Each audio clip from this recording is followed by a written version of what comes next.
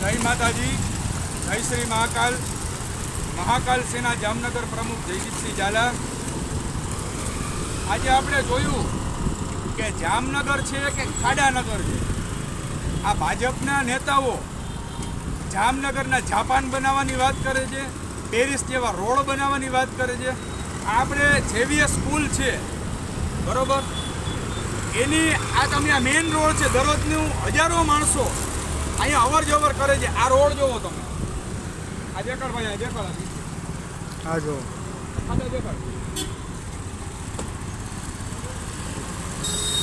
તમે વિચારો કે ગયા વર્ષનું આપણે જોયું તો 8.5 કરોડ રૂપિયા આરટીઓ તંત્રએ ઉઘરાણી કરી.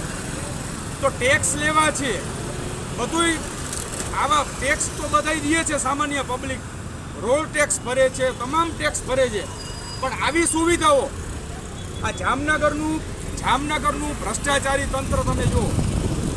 આ છે આ જામનગરમાં ભ્રષ્ટાચાર. આવા રોડ છે, આ પેરિસ જેવા રોડ, જાપાન જેવા રોડ જુઓ તમે. જામનગરના મહાનગરપાલિકાના અધિકારીઓને, આ રોડ કોન્ટ્રાક્ટરોને આ બધાને કમલમમાં હપ્તા દેવાના હોય એટલે આવા ભ્રષ્ટાચાર થાય છે ને. આવા એટલે હવે આ પેરિસ જેવા રોડ આમ જો બનાવ્યા છે આ જામનગરમાં. જો ખાડા ખજબજ ભટકાઈને મરી જાવ, આ ખાડામાં પડીને મરી જાવ, પણ આવા રોડ હોય આ જામનગરમાં જુઓ ખાલી. આ ભ્રષ્ટાચારી તંત્ર જામનગરનું આમ જુઓ તો. કાલે એક છોકરી ગાડી લઈને જતી હતી, બિચારી આ ખાડામાં ભટકાઈને પડી નીચે. તો કાલ હવે કોઈકને કંઈક થશે તો આની જવાબદારી કોની છે? તો આ સુધરો, આ બધા અધિકારીઓ જામનગરના સુધરો ને આ તમારા રોડ હરખા કરો. આ પબ્લિકને હેરાન થઈ છે. આ સ્કૂલ છે સામે, આ રોડ સુધારો.